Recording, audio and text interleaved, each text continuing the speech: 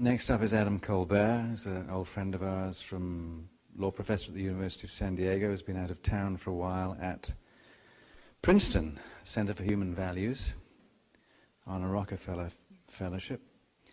And Adam also runs the very informative Neuroethics Law Blog, which I invite you to read.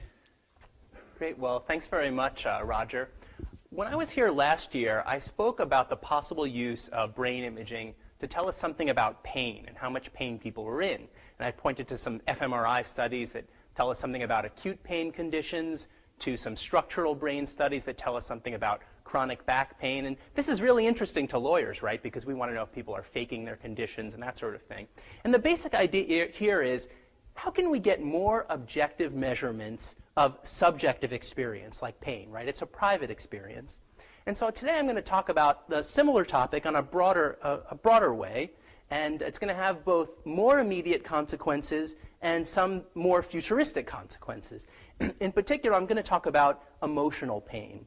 And how can we measure better the amount of emotional pain that we purposely or knowingly inflict on prisoners?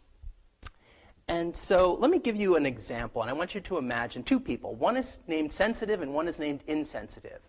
And they both commit some crime, and they're both equally blameworthy, and they both get the same, say, 4-year sentence in prison. They're identical prisons. So everything I've told you so far about sensitive and insensitive, it's exactly the same. Here's the difference. Sensitive finds his life in prison unbearable. He can hardly sleep. He wakes up in the middle of the night. He's sweating. He's constantly in a state of panic at some level. Whereas insensitive doesn't like prison, but he's able to bear it, and he kind of gets through it, and it's not so bad for insensitive comparatively. Now, generally speaking, we don't consider these sorts of differences in prisoners. We have something of a duration fetish, right? We just focus on the amount of time that you're sentenced to prison. And this actually connects a little bit with what Philip Zimbardo was talking about. He was speaking of time perspective, not so much the experience of time passing, but it won't surprise you at all to know that time may be experienced in different ways for different people. And that's just the time factor, right? There's so many other variables in prison in terms of closed-in spaces, being away from your family, et cetera, that are going to vary a lot from person to person. It's possible that judges do take these kinds of things into consideration, but if they do, it's sub rosa. We don't know about it. It's not part of formal sentencing guidelines. And in fact, people often tend to criticize the possibility that judges are going to be doing this. If they are doing it, we can't review it on appeal. There might be bias going on that we don't see. So I kind of want to bring this issue to light a little bit. And one of the more appealing cases where you might think we should take kind of subjective experience into account is claustrophobia. So that's possibly one case where people are going to be sympathetic to the notion that the way you experience your sentence is pertinent to how severe it is. So what could science possibly tell us? Well, if you want to be a little bit futuristic about it, we have some inklings of neuroscience telling us something about people who have long-term stress or long-term depression have certain structural changes in their brain. There are other biological markers of stress, particularly acute stress, so things like hormone levels and urine samples that can tell you something about acute distress, and maybe acute distress could tell us something about chronic distress. But certainly, traditional psychology has a lot to say about this topic. So for a very long time, psychologists have sought to measure depression. And even though people have incentives to lie, psychologists have developed methods to try to determine when people are lying. So as difficult as this might seem, there's a very clear example of where we do try to take subjective experience into account, and that's in the tort context. By tort, I mean civil litigation. So if you're in a car accident and someone breaks your arm in a crash of some sort, you're entitled to damages for that. But we don't simply attach a price tag to a broken arm or to a broken leg. We don't say $10,000 for a broken leg and $5,000 for a broken arm. We actually try to determine the subjective level of pain or distress that you're in as a result of the condition. There's also a tort of false imprisonment. So someone has confined you against your will. If that happens, we don't say, oh, okay, well, it's $200 per hour of confinement. We actually try to measure the distress of being confined. And so it's not impossible to do this in the case of prison either. It's just very difficult. But when I get to my candle, you'll see why it's important to understand severity properly, even in advance of the technology to do so. So far I've been speaking about the concept of punishment severity. Why does this matter? It depends a bit on what you think punishment is all about. There are two sort of major theories of why we punish people. The first is a retributive notion, the idea that punishment severity should be proportional to your blameworthiness, that you've done something wrong, that you deserve punishment, that you deserve to suffer in some respect. So if you look at that in the sensitive and insensitive context, then it seems to me you have reasons to actually calibrate their sentences based on their experiences if you think it's about giving sensitive the amount of suffering he deserves and insensitive the amount of suffering he deserves. But there's another view about punishment, and this is a more consequentialist notion of punishment. We seek to incapacitate dangerous people, we seek to deter people from engaging in crime, and we seek to rehabilitate prisoners. If you think that punishment is just about incapacitation, then subjective experience isn't particularly relevant, right? We gain incapacitation regardless of how you experience that time. But deterrence might be relevant to subjective experience, at least anticipated subjective experience. But more importantly, consequentialists have to worry about subjective experience because when they do a kind of weighing between the costs and the benefits of punishing someone, you have to consider the costs. And one of those costs is the subjective experience of being in prison. So if you buy into the Sam Harris, let's maximize well-being, this is basically the same thing, which is on the flip side. How do we minimize the opposite of well-being? And so I think you clearly want to consider these feelings. Imagine if we had a sadistic warden.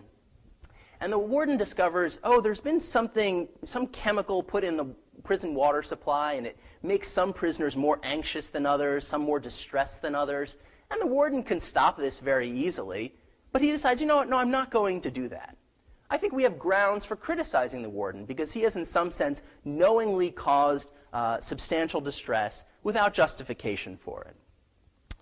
So you may have, now I just also add, in the consequentialist framework, it's not clear that you need to punish people proportionally. So with sensitive and insensitive, the retributivist, proportional retributivist says you have to try to calibrate their sentences. The consequentialist maybe doesn't need to calibrate individually, but needs to kind of engage in the broader consequentialist calculus that includes considering things like the negative subjective experience of punishment.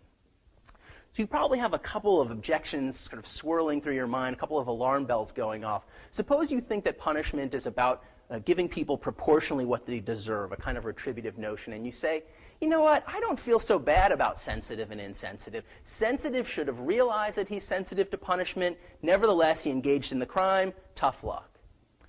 But this is probably not a kind of proportionality that you're satisfied with, principal proportionality that you're satisfied with in general. So imagine if we punished left-handed people with 2 years in prison and right-handed people with 20 years in prison when they commit the same crime. The lefties and the righties may have advance notice of what punishment they may face, but we still tend to think of that as a disproportional punishment. Even if you're less concerned about the disproportionality, it's still disproportional. Second kind of a concern that's probably going through your mind is I sort of call the Paris Hilton objection, right? So someone like Paris Hilton used to find homes, find food, is probably going to have a tougher time in prison than ordinary guy who commits the same, let's say, drunk driving offense. But this tends to conflict with our intuitions because most of you probably think that Paris Hilton should spend at least as much time as regular Joe when they both commit the same crime. So there's a little bit of a puzzle here. And I find it intriguing because often we don't have a general egalitarian notion about society in general. But somehow at the point of sentencing, this egalitarian notion seems to kick in where we seem to think, no, we have to make her situation in prison equal to the regular guy's sentence in prison. So I think it's intriguing. Now, one possibility is that we actually think that maybe Paris Hilton is more blameworthy when she commits the same crime as this ordinary guy, right? She could have had a chauffeur take her home from a party if she was drunk. She had all these other opportunities. and nevertheless she committed the same crime. So if that's the case, if in some sense you think she's more blameworthy when she commits the same crime, then the puzzle may go away at least a little bit, right? That explains why you think she should suffer more by spending the same amount of time in prison. But that might not be your view. Maybe you don't think that she's more blameworthy, and maybe you're just not a proportionalist about punishment. So I think the example doesn't show that subjective experience is irrelevant. It may just show that you're not a proportionalist about punishment. So what are the more futuristic applications of this possibility? Well, suppose we really could accurately measure something like the opposite of well-being associated with punishment. Well, then it seems like there would be consequentialist reasons for measuring the ongoing negative well-being of prisoners. Or if you think that punishment is about retribution, then again, you still want to monitor how much suffering you're knowingly or purposely causing them. It's interesting because I think this has a kind of 1984-ish feeling that makes people squeamish. And it's puzzling because when we're talking about prison, we're talking about purposely or knowingly inflicting something that people really don't like. And people are okay with that. I don't mind that you're confining someone against their will. I don't mind that you're causing them distress. But they get very troubled with the notion that you want to measure the amount of distress that you're causing them. So I find that puzzling. But that's the futuristic side. What's the more immediate side? The more immediate side is, yes, we probably can't do this very practically on an individual basis, but we could certainly craft policies that are more subjectively sensitive than the ones we had now. So yesterday, we heard Sonia speaking about the concept of hedonic adaptation, the idea that after a period of time, people who are, let's say, having negative affect will tend to revert a little bit closer back to their ordinary baseline affect. And so this tends to mean, and I know that Owen Flanagan points to some of this data in his recent book, it tends to mean that prisoners have the toughest time at the beginning, and then as their sentences go on, they tend to adapt to it to some degree. You need to take that into consideration when you're thinking about the duration of prison sentences. Similarly, recidivist punishments. We tend to punish repeat offenders more severely than first-time offenders. And often that's explained in terms of blameworthiness. People think the repeat offender is more blameworthy and deserves a more severe sentence. If you only think of it that way, you're missing out on an entire axis of punishment. Namely, not only may he or she be more blameworthy or not, but they may also have need more punishment in order to get, let's say, the same deterrent effect or the same level of negative affect in prison. So that's one area, taking account of hedonic adaptation. Another area, the punishment system separates out sentencers from the people who administer punishments. So typically the judge passes the sentence and then bureaucrats pick the facility that you go to. So it would be very difficult for judges to even know what kind of facility you're going to be in because we cause this separation. And so there's some policies that we could make that would bring these back together again. So there's a lot more that we could say about that. But let me just cut to the candle in the dark here. Historically, we've treated prison sentences as equal if they have the same duration. And I think we do this at least in part because of the difficulty in actually trying to measure subjective experience. We've lacked the psychological and technological abilities to do otherwise. But we shouldn't let our own current technological limitations alter the way that we think about the severity of punishment. For even with these kinds of technological limitations that we have now, we can still craft broad policies that better reflect what we know about the mind and the brain. Thanks very much.